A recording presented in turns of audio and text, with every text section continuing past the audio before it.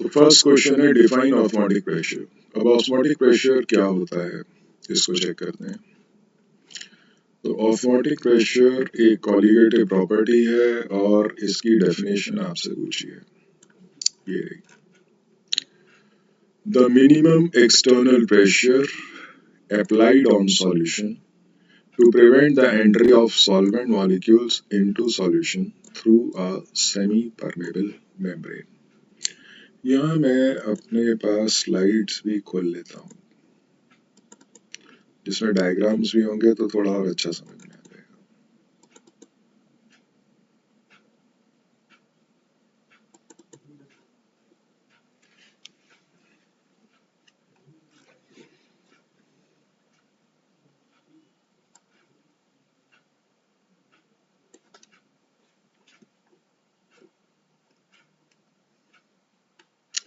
ये देखिए, the minimum external pressure applied on solution to prevent the entry of solvent molecules into solution through a semi-permeable membrane is called as osmotic pressure। तो इस diagram के basis पे हमने यहाँ पे ये बनाया हुआ है, ठीक है। सॉल्वेंट मॉलिक्यूल सॉल्यूशन में आने से रोकना है तो बाहर से हम कितना एक्सटर्नल प्रेशर लगा रहे हैं जिससे कि एंट्री को प्रिवेंट करना है, तो इसको हमने यहाँ पे ऑस्मोटिक प्रेशर बोला है। सो फर्स्ट क्वेश्चन आपका आंसर्ड है। डेफिनेशन अच्छे से याद करिए तभी ये चीजें आ पाएंगी। State the condition resulting in reverse osmosis.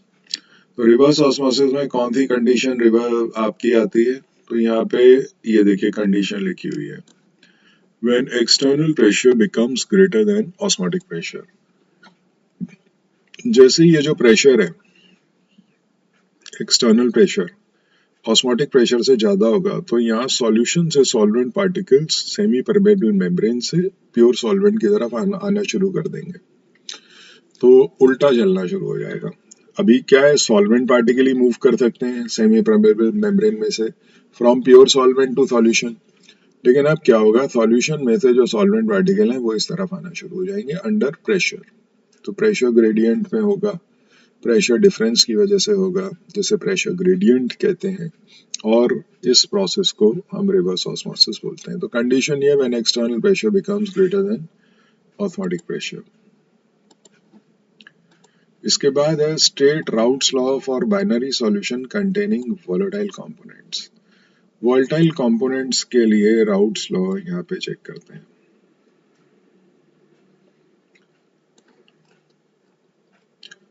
तो वोलेटाइल कंपोनेंट्स के लिए ये है the total vapour pressure of a solution at a constant temperature. देखिए टेम्परेचर बताना जरूरी है, और एट इक्विलिब्रियम भी आप लिख सकते हैं, is equal to the sum of partial pressure of each volatile component. तो अगर हम इसको यहाँ पे समझते हैं कि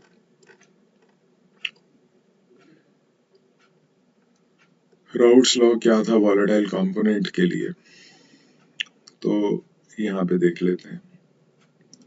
देखिए एक सॉल्यूशन में दोनों चीजें वॉलेटाइल हैं, ए और बी। ए को मैंने पानी मान लिया, बी को इथाइल अल्कोहल ले लीजिए, और दोनों के पार्शियल प्रेशर्स निकाल के सम कर दीजिए। The total vapour pressure of a solution, जो पार्शियल प्रेशर ऑफ ए और बी का सम है, at a given temperature at equilibrium, दोनों चीजें यहाँ पे बतानी चाहिए हमको। तो नेक्स्ट आता है दो लिक्विड ए और B boils at 145 and 190 degree centigrade respectively. Which of them has higher vapor pressure at 80 degree centigrade? तो आपको पता है कि वेपर प्रेशर किस चीज से यहाँ पे गवर्न हो रहा है, कौन कौन से फैक्टर्स हैं जो वेपर प्रेशर को अफेक्ट करते हैं। एक तो बॉइलिंग पॉइंट होता है, तो ये कहाँ लिखा है नोट्स में, ये वेपर प्रेशर पे आना पड़ेगा हमको। तो नॉर्मेलिटी, मोलैरिटी, वेपर प्रेशर, ये देखिए यहाँ पे ये जो लाइन लिखी है ना, IMF directly proportional to boiling point inversely proportional to vapour pressure. तो यहाँ ये वाला रिलेशनशिप काम आएगा, boiling point inversely proportional to vapour pressure, क्योंकि आपको बॉइलिंग पॉइंट दी है। जिसका बॉइलिंग पॉइंट कम होगा उसका वेपर प्रेशर ज्यादा होगा किसी भी पर्टिकुलर टेम्परेचर पे, चाहे 80 डिग्री सेंटीग्रेड हो चाहे 100 हो, उससे फर्क नहीं पड़ता, बॉइलिंग पॉइंट से लोअर होना चाहिए। तो vapour pressure inversely proportional to boiling point. तो आप ये जो लॉजिक्स हैं ये लिखते जाइए। जैसे फोर्थ क्वेश्चन हम आंसर कर रहे हैं ऊपर का, तो चलो सेकंड में तो कंडीशन ही थी, बट यहाँ क्या लॉजिक काम कर रहा है? IMF directly proportional to boiling point, inversely proportional to vapour pressure. तो क्या करते हैं यहाँ पे लॉजिक लिखते हैं। तो कुछ चीजें ऐसी हैं जो मैंने कहा ना 50 पे जो हम बना रहे हैं वहां पे वो चीजें आना बहुत जरूरी है। जैसे रिवर्स ऑस्मोसिस की कंडीशन हमने क्या लिखी? When pressure external greater than osmotic pressure. हम कोई नंबर नहीं डाल रहे किसी क्वेश्चन का, हम सिर्फ अपने पॉइंट्स इकट्ठे कर रहे हैं। तो ये रिवर्स ऑस्मोसिस की कंडीशन हो गई। दूसरा हमने यहाँ पे एक रिलेशनशिप अभी जाना कि IMF intermolecular force directly proportional किसके होती है? बॉइलिंग पॉइंट के, और इनवर्सली प्रोपोर्शनल होती है वेपर प्रेशर के। तो ऐसे कुछ पॉइंट्स आप अपने पेजेस में लिखिए जो आपको नहीं आते हैं। तो उससे ये होगा कि हम कहीं रेफर करना है आगे लिख दीजिए रेफर टू दिस, जहाँ पे भी नोट्स या बुक जो भी आप पढ़ रहे हैं, जहाँ से भी याद कर रहे हैं उसका रेफरेंस से दीजिए। Define mole fraction of a substance in solution. Mole fraction क्या होता है? तो मोल फ्रैक्शन के लिए वापस नोट्स पे आते हैं और यहाँ से ये रहा डेफिनेशन। देखिए मोल फ्रैक्शन क्या है? जैसे मोल फ्रैक्शन ऑफ सॉल्यूट आप देखो तो number of moles of solute यानी कि given component to the total moles of solution. So it is a ratio of number of moles of given component to the total number of moles of solution। दो चीजों का ratio. अब component solvent है तो solvent के moles ऊपर आएंगे divide by total moles, solute है तो सॉल्यूट के आएंगे। तो ये जनरलाइज डेफिनेशन है, इसको यहाँ पे आप ये डेफिनेशंस आजकल कैसे आ रही हैं, फिल इन द ब्लैंक में आ जाती हैं, तो वो चीज थोड़ा सा चेक करिएगा। इसके बाद है what is expected value of Vanta factor for K3FeCN का होल 6 इन डाइल्यूट सॉल्यूशंस। अब एक्सपेक्टेड वैल्यू पूछिए, Vanta factor, degree of dissociation बताया नहीं है तो हमारी मजबूरी है, हम इसे 100% मान के चलेंगे। ठीक है, तो यहाँ पे K3FeCN6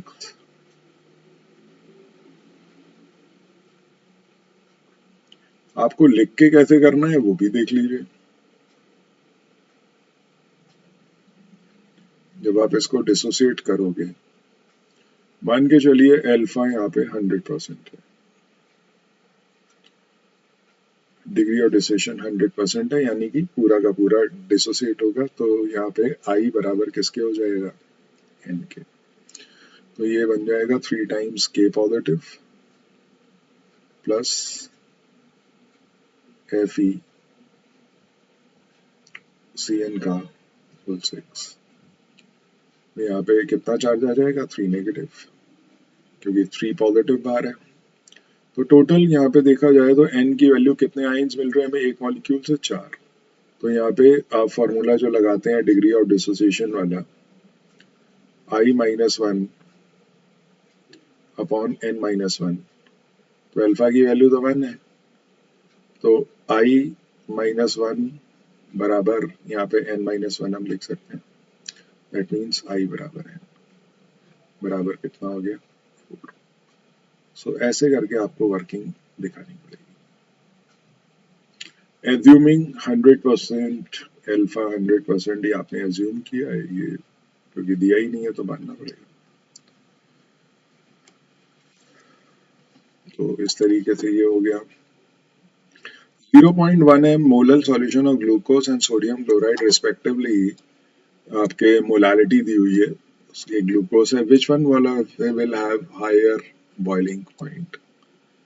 तो हायर बॉइलिंग पॉइंट किसका होगा ये यहाँ पे चेक करना पड़ेगा। दोनों सॉल्यूशंस का हमें डेल्टा टी भी निकालना पड़ेगा। तो आपको पता है कि बॉइलिंग पॉइंट ऑफ सॉल्यूशन अगर आपको चाहिए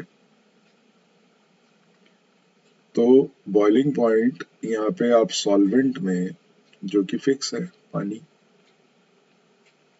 अगर आपको बताया गया है सॉल्वेंट क्या है तो बात अलग है, वरना पानी मानना है, डेल्टा टी भी आपको प्लस करना है। अब एक सॉल्यूशन है ग्लूकोज का और एक सॉल्यूशन है NaCl का।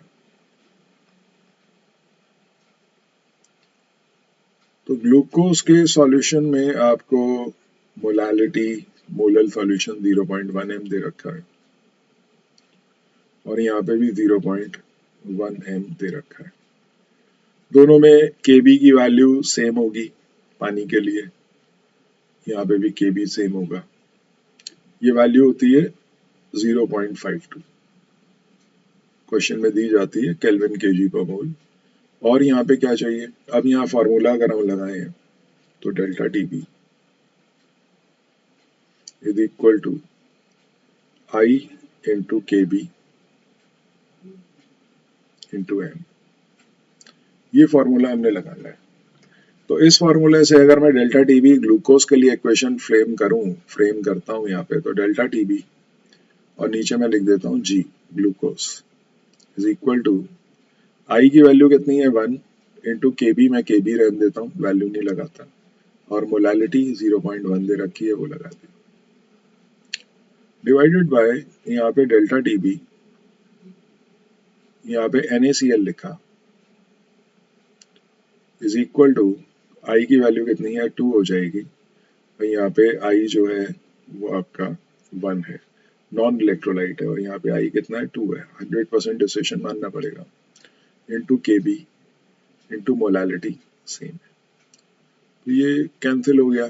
दैट मीन्स कि delta TB NaCl is twice of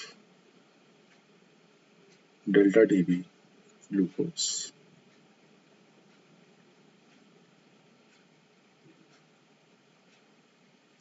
तो आपसे पूछा क्या है, अब ये देख लेते हैं। आपसे कैलकुलेट करने को नहीं पूछा, which will have higher boiling point, answer है NaCl will have higher boiling point। Question जो भी पूछा गया है उसको यहाँ पे नीचे स्टेटमेंट लिखेंगे, NaCl will have higher boiling point। तो कैसे करना है सॉल्यूशंस, उस पे फोकस करिए, सब्जेक्टिव पेपर है, लिखने के नंबर मिलेंगे, इस बात पे ध्यान रखिए, ओरल मत समझिए, साथ साथ मेरे लिख के करते जाइए। चलिए next question, AB on mixing produces a warm solution, what type of deviation is there and why। तो यहाँ पे जब आप A और प्लस B को मिक्स करते हैं,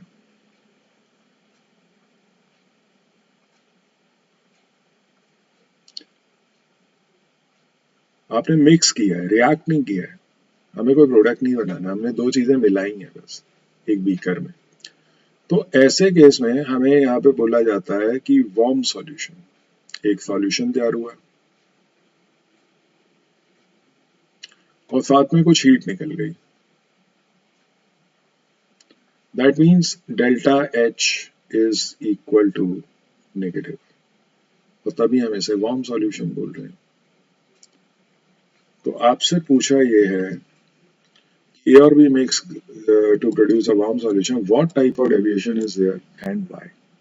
तो यहाँ नोट्स पे आते हैं वापस और चलते हैं आगे, राउट्स लॉ से थोड़ा सा आगे। ये टेबल देखिए, यहाँ पे कौन सा नेगेटिव डेविएशन में डेल्टा H क्या होता है, नेगेटिव होता है, तो कौन सा डेविएशन है, नेगेटिव डेविएशन। जब भी एक्सोथर्मिक रिएक्शन होता है तो सराउंडिंग्स, यहाँ एंडोथर्मिक लिखा है, ये EX है, ये एक्सोथर्मिक होना चाहिए, तो यहाँ एक्सोथर्मिक रिएक्शन होगा और एक्सोथर्मिक रिएक्शन में सराउंडिंग गर्म हो जाएंगे, तो कौन सा डेविएशन होगा, नेगेटिव डेविएशन। दैट मीन्स कि सॉल्यूशन शोज नेगेटिव डेविएशन, से इतना ही लिख के नहीं आना है, किससे negative deviation, from Raoult's law.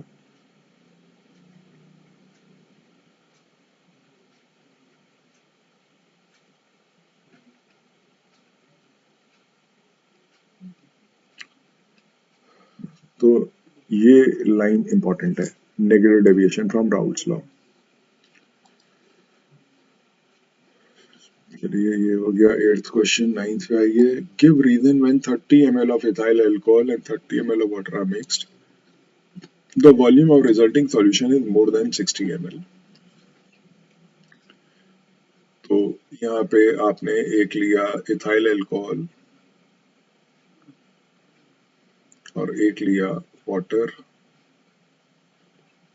Both ये भी 30 ml है और ये भी 30 ml, बट जो इनको मिला के जो सॉल्यूशन तैयार हुआ उसकी वॉल्यूम ग्रेटर देन 60 ml है। से हम इसको एक समझने के लिए से हम 65 ml मान लेते हैं, हालांकि इतना वेरिएशन नहीं आता, 61 पॉइंट समथिंग या 60.5 हो सकता है। तो यहाँ पे अगर मैं डेल्टा वी कैलकुलेट करूं तो this is final volume and this is initial volume. तो volume final minus volume initial, तो वॉल्यूम फाइनल कितना है 65 माइनस वॉल्यूम इनिशियल 30 प्लस 30 कितना हो गया 60, आंसर आ गया +5। प्लस में अगर वॉल्यूम है तो इसका मतलब वॉल्यूम क्या हो रहा है इंक्रीजेस, वॉल्यूम इंक्रीजेस। और वॉल्यूम इंक्रीज कब होता है, वॉल्यूम इंक्रीज कब होता है या डेल्टा वी पॉजिटिव कब होता है, इसको यहाँ पे हम चेक कर लेते हैं कि डेल्टा वी पॉजिटिव कब है, पॉजिटिव डेविएशन में। तो ध्यान रखिएगा अगर डेल्टा वी और डेल्टा एच पॉजिटिव है तो always positive deviation from Raoult's law. Question में क्या पूछा है, क्वेश्चन में आपसे पूछा है कि गिव रीजन, तो यहाँ पे रीजन आपको देना है, यहाँ डेविएशन नहीं बताना, यहाँ रीजन, डेविएशन के बारे में बात कर सकते हैं।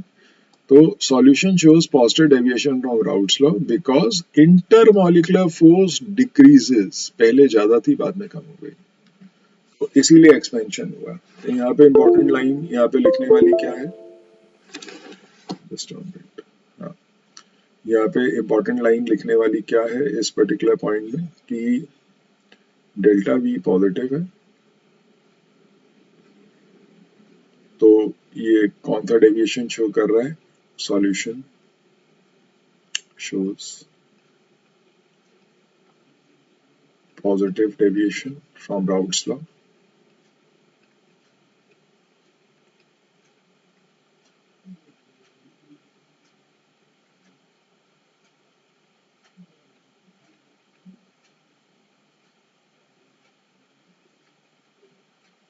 RAOU और आना चाहिए, राउट्स लॉ। और पॉजिटिव डेविएशन का मतलब क्या होता है, एक्सपेंशन,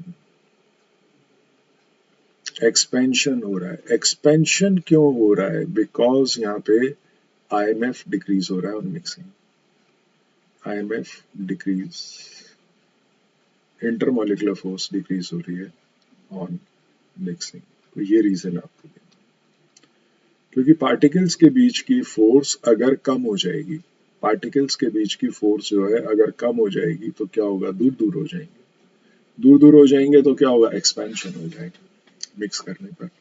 मान लीजिए ये पार्टिकल ए है और ये बी, दो पार्टिकल्स आप मिला रहे हो, मिलाने पर ये इनके बीच की फोर्स कम हो गई और दूर दूर हो गए पार्टिकल्स। तो state the formula relating pressure of gas with its mole fraction in a liquid in contact with it। तो 10th वाले में आपको प्रेशर गैस का और मोल फ्रैक्शन इन लिक्विड को इंटरलेट करना है। तो यहाँ पे क्या है कि प्रेशर ऑफ गैस आपने क्या पढ़ा भाई, partial pressure of solution is equal to p not into mole fraction of volatile component. ठीक है, तो यहाँ पे हम वाटर लिख देते हैं या जो भी सॉल्वेंट, वाटर क्यों लिखे, चलो सॉल्वेंट लिख देते हैं, हमें नहीं पता वाटर सॉल्वेंट है या क्या है, तो मोल फ्रैक्शन ऑफ सॉल्वेंट। तो वेपर प्रेशर और मोल फ्रैक्शन के बीच में हम ये लिख देते हैं और ये कौन सा लॉ है, राउट्स लॉ।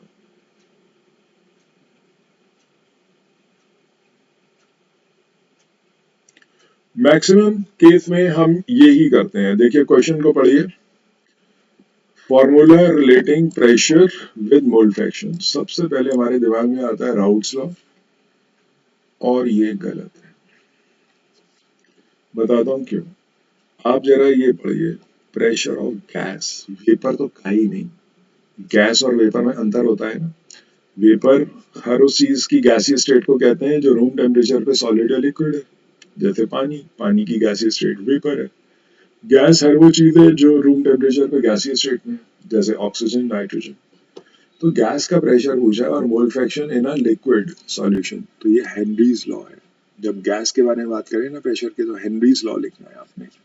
तो यहाँ इसीलिए मैंने इसको रॉन्ग किया है ताकि आपको समझ में आ जाए कि गलती क्या है। आपको लिखना है यहाँ पे Henry's law is equal to pressure external applied, जो भी गैस पे आप लगाएंगे pressure external is equal to kh, Henry's law constant for a particular gas, into mole fraction of gas, कहाँ पे, in solution। ये कौन सा लॉ है? ये हेनरीज लॉ है। तो बड़े ध्यान से पढ़िएगा कि वेपर को रिलेट करना है मोल फ्रैक्शन से या फिर गैस को करना है। So this is right and this is wrong. ये क्वेश्चन नंबर यहाँ पे मार्क कर लीजिए। कौन सा क्वेश्चन है ये? क्वेश्चन नंबर है 10। मैं यहाँ लिख देता हूँ स्पेसिफिकली, क्वेश्चन नंबर 10। तो गलतियां जहां जहां होती हैं वो आपको बता रहा हूँ। इनमें से जो पॉइंट आपको लगता है 50 पेजेस में लिखना चाहिए, बिल्कुल लिखिए, और खासकर ये वाला तो जरूर लिखिएगा। What would be the value of Venter factor for dilute solution of K2SO4 in dimer in water? Sorry, तो Venter factor फिर से हमें 100% डिसोसिएशन मानना पड़ेगा।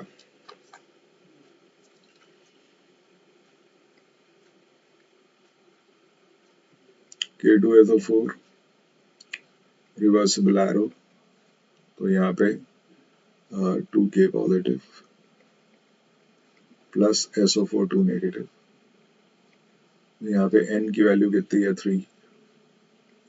Considering alpha is equal to 100%, तो यहाँ पे वही फॉर्मूले से दिखा दीजिएगा, alpha is equal to I-1 upon n-1। तो अल्फा की वैल्यू यहाँ पे 1 है, तो इसीलिए यहाँ पे I बराबर किसके हो जाएगा? n बराबर हो जाएगा 3। तो ये सारी वर्किंग आपको यहाँ पे दिखानी चाहिए। नेक्स्ट है, in the determination of molar mass of A be using a colligative property, what may be the value of Venter factor if the solute is 50% dissociated? तो यहाँ पे आपको ए बी एक सॉल्यूट दिया है, रिवर्सिबल एरो, ए positive plus B negative, और यहाँ पे अल्फा आपको दिया हुआ है 50%, तो एज्यूम करने की जरूरत नहीं है। Alpha 50%,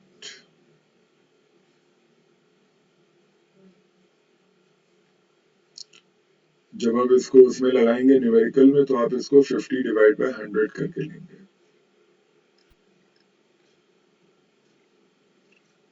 1/2 is equal to 0.5। तो अब आपको निकालना क्या है? Van't Hoff factor. Van't Hoff factor निकालने के लिए फॉर्मूला लगाइए, alpha D is equal to I-1 upon n-1। तो अल्फा डी की वैल्यू कितनी है? 0.5। आई आपको चाहिए, n कितना हो गया इस इक्वेशन से निकाल लीजिए, n बराबर 2 आएगा। 2 आयंस मिल रहे हैं एक मॉलिक्यूल से, तो यहाँ पे ये हो गया I-1 is equal to 0.5, that means I is equal to 1.5। ध्यान रखिएगा, जब भी हम डिसोसिएशन निकालते हैं और वैंट ऑफ फैक्टर देख रहे हैं, तो वैंट ऑफ फैक्टर की वैल्यू मैक्सिमम क्या हो सकती है? वैंट ऑफ फैक्टर की मैक्सिमम वैल्यू आपकी 2 हो सकती है, n के बराबर।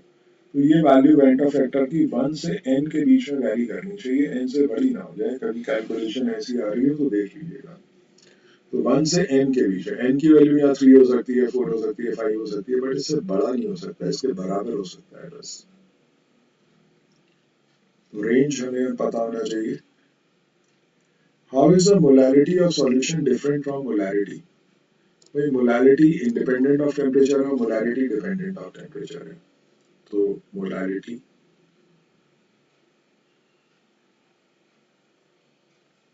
टेम्परेचर इंडिपेंडेंट,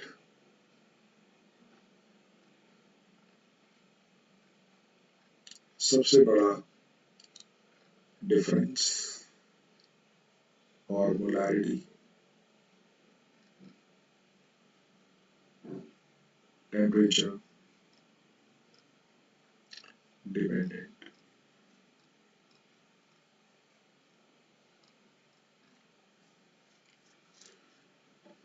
इसके बाद है two liquids X and Y boil at 110 and 130 degrees centigrade. Which of them has higher vapor pressure at 50 degrees centigrade? Again same concept जैसे ऊपर किया था, जिस तरीके से ऊपर किया था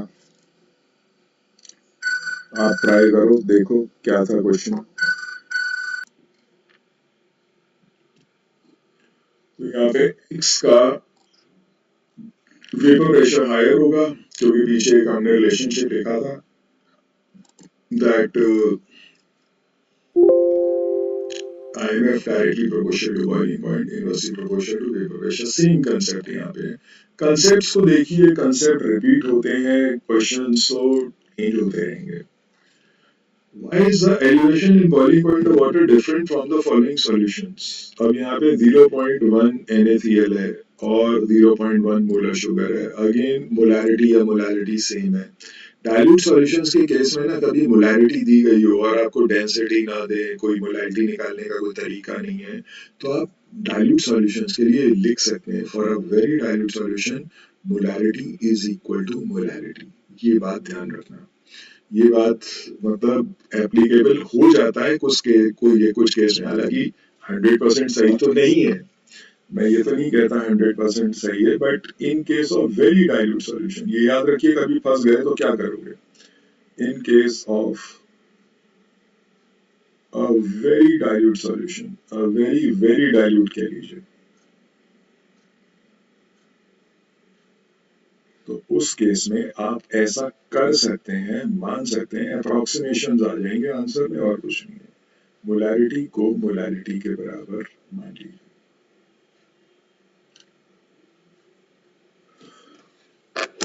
मान सकते हैं, ठीक है, मतलब ऐसा कर सकते हैं। भाई elevation in boiling point delta T भी यहाँ डिफरेंट क्यों है? अगर मैं इसको मोलैरिटी मान लेता हूँ तो यहाँ पे केबी की वैल्यू भी सेम होगी क्योंकि पानी के अंदर बना रहे हैं हम, वाटर लिखा हुआ है तो वाटर सॉल्वेंट के लिए केबी सेम है, तो क्या फर्क आएगा? सिर्फ एंटा फैक्टर का। यहाँ पे शुगर के लिए 1 है और यहाँ पे NaCl के लिए कितना है, 2 हो जाएगा। इस वजह से एलिवेशन इन बॉइलिंग पॉइंट जो है वो डबल हो जाएगा, जैसे अभी मैंने ऊपर करके दिखाया था आपको ग्लूकोज के लिए, तो ग्लूकोज के साथ जैसे किया था यहाँ पे आपको शुगर ले लेना है। ये देखिए, ये जैसे किया था, बस यहाँ पे ग्लूकोज की जगह शुगर आ जाएगा, वही ट्वाइस हो जाएगा। वजह क्या है? वही वैंट फैक्टर। सो इस तरीके से ही आप इसको यहाँ पे कर सकते हैं। 10 ml of liquid A was mixed with 10 ml of liquid B. The following of the volume of the resulting solution found to be इतना. What do you conclude? तो यहाँ पे A 10 ml है, B 10 ml है, लेकिन solution की volume 19.9 है, तो ये भी कंसेप्ट लिख लेते हैं। तो A सॉल्यूशन वॉल्यूम है 10 ml, B सॉल्यूशन वॉल्यूम है 10 ml। आपने इन दोनों को मिला के एक रिजल्टेंट सॉल्यूशन तैयार किया और सॉल्यूशन की वॉल्यूम आपको दी हुई है 19.9 ml। तो यहाँ पे साफ दिख रहा है कि डेल्टा V अगर मैं निकालूं तो delta V is equal to this is volume final and this is volume initial. तो volume final minus volume initial करेंगे तो ये हो जाएगा 19.9 माइनस 20, आंसर आ जाएगा नेगेटिव, है ना, 0.1। दैट मीन्स कि डेल्टा V जब नेगेटिव होता है तो ये कौन सा है? Negative deviation from Raoult's law, या नेगेटिव का मतलब है कॉन्ट्रैक्शन। कॉन्ट्रैक्शन हो रहा है, दैट मीन्स कि solution shows negative deviation from Raoult's law.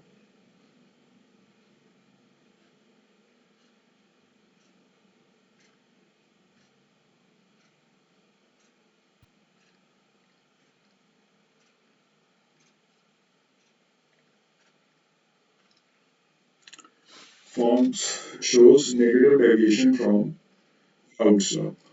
तो ये थोड़ा सा ध्यान में रखिएगा एंड आप यहाँ पे एक चीज और भी ऐड कर सकते हैं तो ये है shows negative deviation from outslop और कॉन्ट्रैक्शन हो रहा है ये बात मैंने लिख दी कंक्लूजन यहाँ पे यही है कि सॉल्यूशन में कॉन्ट्रैक्शन हो रहा है उसकी वजह और वजह यहाँ पे एक और लिख लीजिए that intermolecular force increases IMF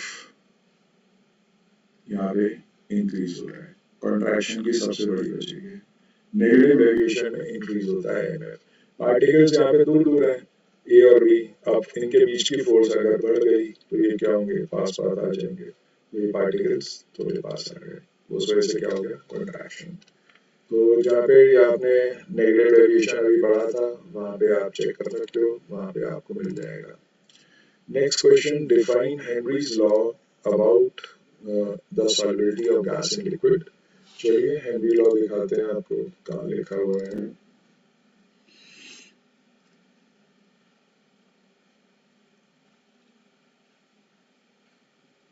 यहाँ पे देख लीजिए डेल्टा वी मिक्सिंग नेगेटिव है कॉन्ट्रैक्शन हो रहा है और आईएनएफ इंक्रीज हो जाता है ये चीज से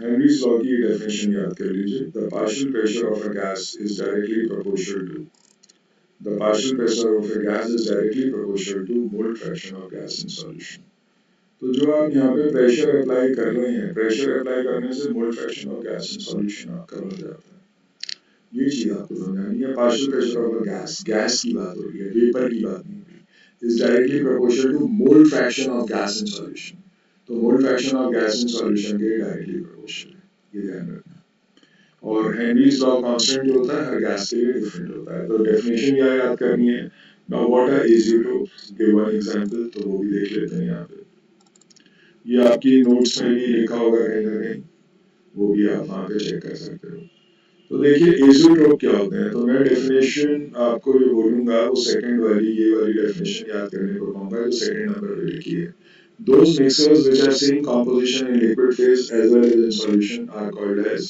azeotrope नीचे एक डायग्राम बना हुआ है जहाँ 60% वाटर 40% इथाइल अल्कोहल है वेपर फेज में भी सॉल्यूशन में भी तो सेम कॉम्पोजिशन है वेपर फेज और लिक्विड फेज में तो ऐसे मिक्सर्स को एजियोट्रोप बोलते हैं एजियोट्रोप या मिनिमम और मैक्सिमम बॉइलिंग एजियोट्रोप के दो एग्जांपल्स आप एक एक याद कर लीजिए या ये सारे याद कर लीजिए इथाइल अल्कोहल वाटर एसीटोन और इथेनॉल एसीटोन और बेंजीन ये सब मैक्स मिनिमम बॉइलिंग एजियोट्रोप है और ये कौन से सॉल्यूशन है जो पॉजिटिव डेविएशन दिखाते हैं राउट्स लॉ से और मैक्सिमम बॉइलिंग एजियोट्रोप वो होते हैं जो नेगेटिव डेविएशन यहाँ पे शो करते हैं क्योंकि नेगेटिव डेविएशन में फोर्स ऑफ अट्रैक्शन बढ़ेगा फोर्स ऑफ अट्रैक्शन बढ़ेगा तो वहाँ पे आपका बॉइलिंग पॉइंट बढ़ेगा तो इसलिए मैक्सिमम बॉइलिंग है और पॉजिटिव डेविएशन में बॉइलिंग पॉइंट गिर जाता है इसीलिए मिनिमम बॉइलिंग एजियोट्रोप है और नॉन आइडियल सॉल्यूशंस ही सिर्फ आपके एजियोट्रोपिक मिक्सर शो करते हैं और ये नहीं करते आइडियल कई बार आपको टाइप 1 टाइप 2 टाइप 3 भी बता देते हैं तो इनके लिए याद रखना कि टाइप 2 है पॉजिटिव डेविएशन वाले टाइप 3 है नेगेटिव डेविएशन वाले और टाइप 1 है आइडियल सॉल्यूशन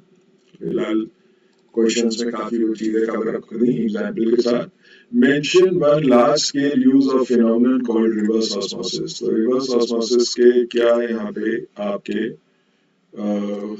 यूजेस हैं डेली लाइफ में तो देख सकते हैं desalination of sea water and treatment of diarrhoea patients दो आप यहाँ पे देख सकते हैं किस एक्सपेरिमेंट से नापते हैं इसको बर्कले एंड हार्टले प्रोसेस से तो फिलहाल डीसैलिनेशन ऑफ सी वाटर पे या सॉल्टी वाटर पे आप फोकस कर सकते हो इसके बाद है what is the sum of mole fraction of all the component in three component system जितने भी फ्रैक्शंस हैं सबका सम वन होता है चाहे वो मोल फ्रैक्शन हो चाहे कैसा भी फ्रैक्शन हो मैथमेटिक्स में कितने भी कंपोनेंट हो दो हो तीन हो चार हो कोई फर्क नहीं पड़ता सारे फ्रैक्शंस का सम वन है अगर आप सॉल्यूट का मोल फ्रैक्शन निकाल रहे हैं सॉल्वेंट का निकाल रहे हैं तो दोनों का सम कर दीजिए आंसर बन आ जाएगा state routes law for a solution of volatile liquids ये अभी पीछे पढ़ा था द टोटल मैं एक बार डेफिनेशन बोल देता हूँ the total vapour pressure of a solution इसको चलो यहाँ पे वैसे लिख लेते हैं कि total vapour pressure of a solution एक डेफिनेशन के फॉर्म में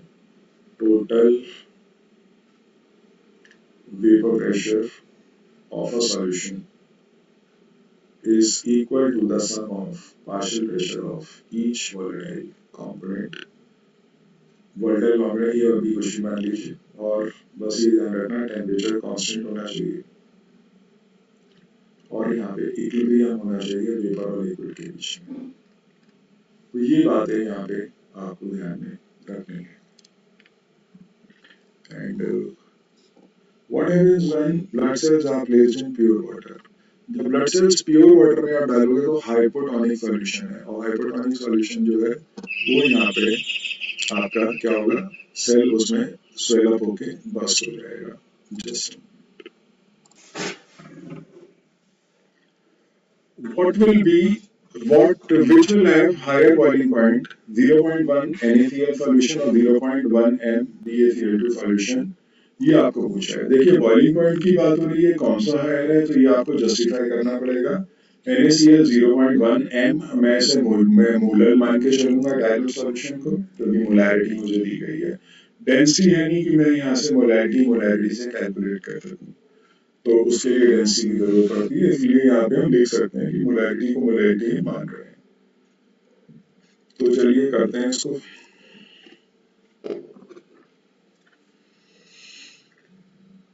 तो एक मुझे दे रखा है NaCl, मैं लिखूंगा delta TB is equal to, ये फॉर्मूला लगाऊंगा I into K b into n.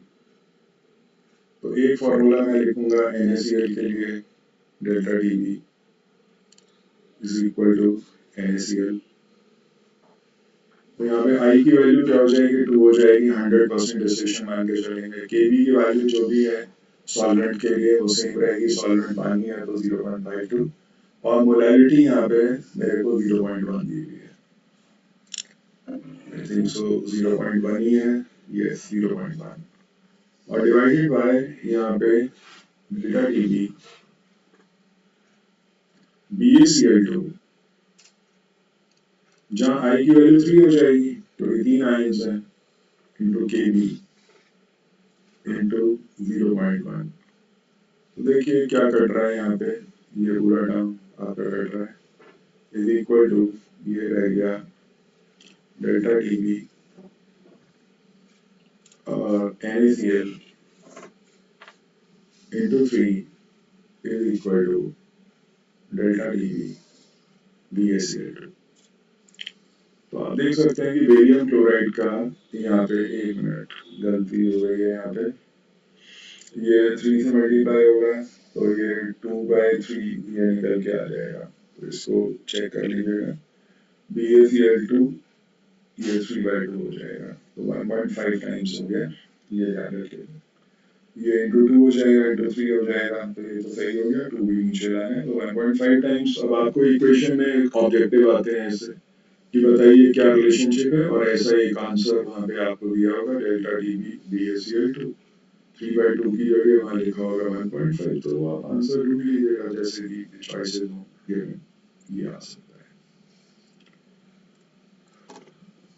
तो अब नेक्स्ट है, on mixing equal volume of sugar and ethanol,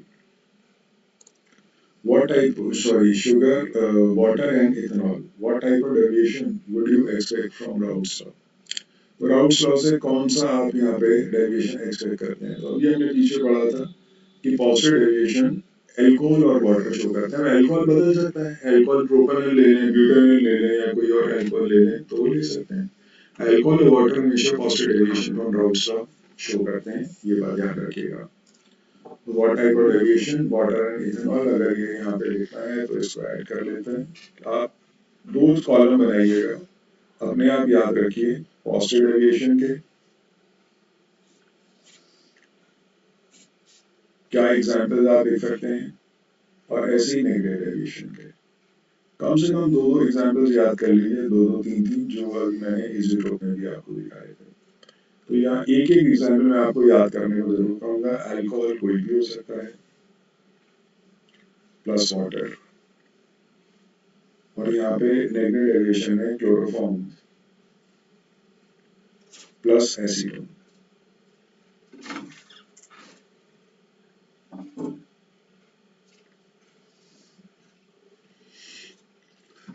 25, ये पेज तक तेजी से खत्म कर लेते हैं. How is that the boiling point of solution of water different? तो 0.1 m NaCl है और 0.1 m शुगर. फिर से क्वेश्चन रिपीट हो गया. बैंड ऑफ फैक्टर यहाँ पे कितना है 2 है और यहाँ पे कितना है आपका 1 है. तो ये डिफर सिर्फ degree of dissociation sorry band of factor की वजह से कर रहा है. Give an example of solution containing a solid solute or solid solvent. तो ये लिख लेते हैं यहाँ पे. ये पॉइंट भी इम्पोर्टेंट है कि solid solute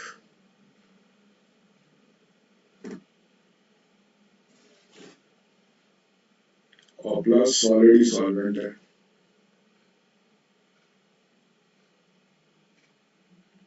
इसका अगर आपसे एग्जाम्पल पूछते हैं तो आप बोलोगे alloy.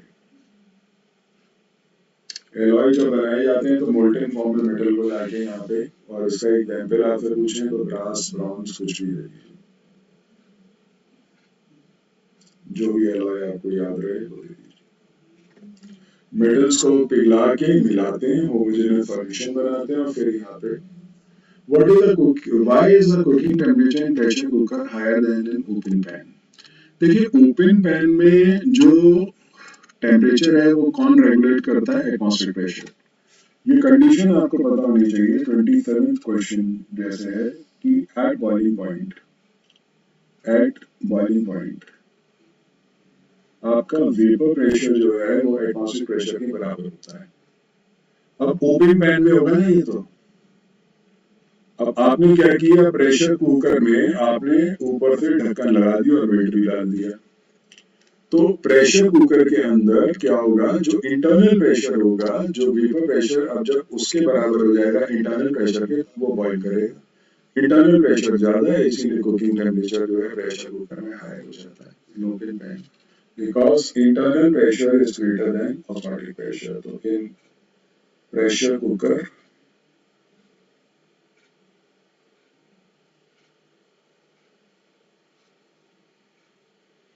internal pressure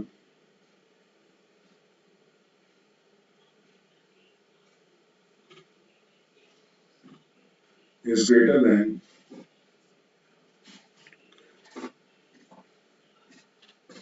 atmospheric pressure. That's why वहाँ पे हाई टेम्परेचर पे बॉइलिंग होती है.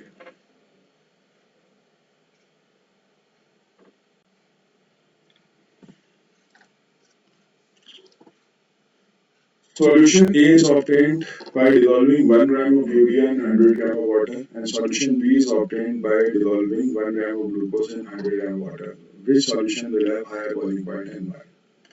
तो यहाँ पे आपको इनके बॉइलिंग पॉइंट निकालने के लिए डेल्टा टी भी निकालने पड़ेंगे. तो डेल्टा टी भी आप यहाँ पे कैसे निकालोगे, एक है ग्लूकोज और एक है यूरिया. ठीक है, तो एक फॉर्मूला लिख लेते हैं, delta T B is equal to, देखिए दोनों नॉन इलेक्ट्रोलाइट हैं, तो मैं सबसे पहले यहाँ पे यूरिया के लिए लिख देता हूँ. यूरिया के लिए delta T B is equal to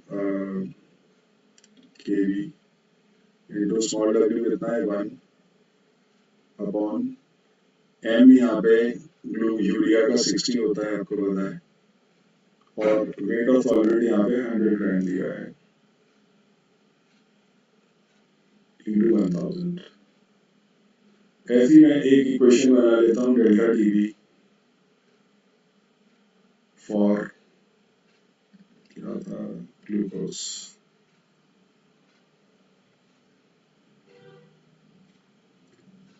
तो यहाँ पे के वी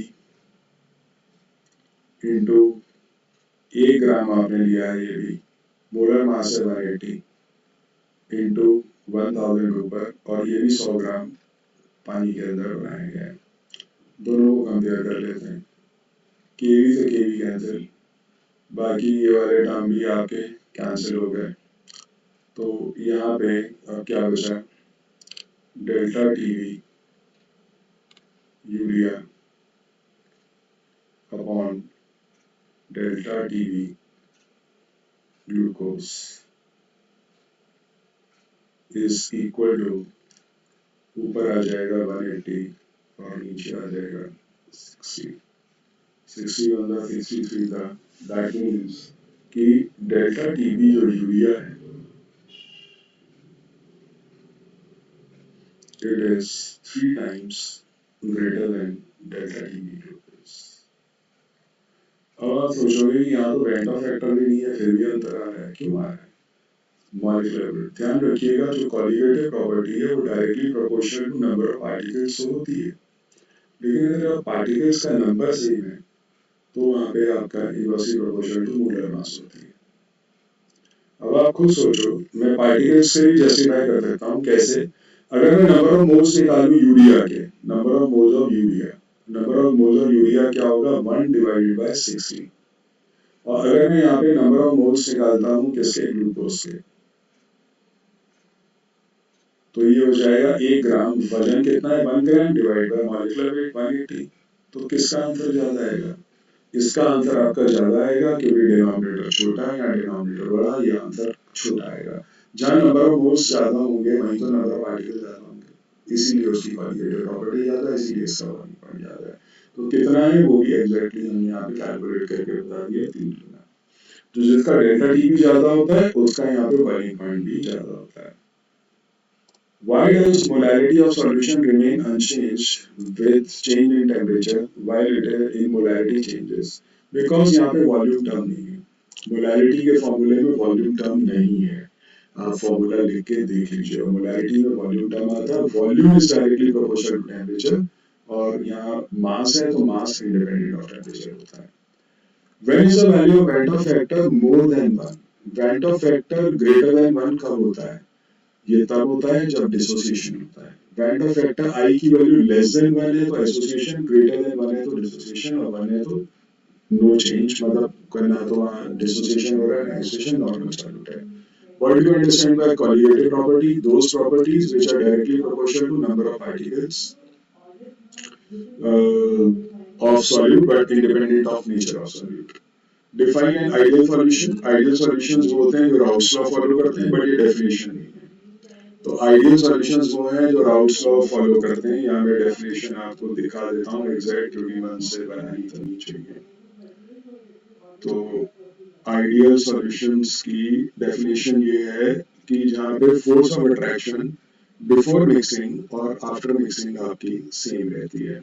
इसको आप यहाँ नोट्स में से याद करेंगे तो आपके लिए ज्यादा फायदेमंद रहेगा। नोट्स के अंदर आइडियल नॉन आइडियल सॉल्यूशंस पे आ जाइए, और यहाँ पे ये वाली डेफिनेशन याद करिएगा, जो ये थर्ड वाली में हाईलाइट कर रहा हूँ कि ideal solutions of component A and B is defined as a solution in which intermolecular interaction between the components are of same magnitude as the intermolecular interaction found in pure component। जो pure components की force of attraction है और before mixing और after mixing अगर same है तो आप उसे ideal solution बोल सकते हैं, और ये एग्जाम्पल है नीचे जो लिखे हुए हैं।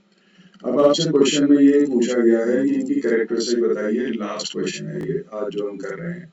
State any two characteristic of ideal solutions। So ideal solutions की कैरेक्टरिस्टिक यहाँ पे क्या होती है, इस टेबल में यहाँ पे देख लीजिए, एक टेबल यहाँ बना हुआ है, ये रही डेल्टा एच बी मिक्सिंग 0 और डेल्टा एच मिक्सिंग 0, यानी कि no heat change, no volume change on mixing. इसको हम बोलते हैं आइडियल सॉल्यूशन। तो देखिए 33 तक मैंने करा दिए,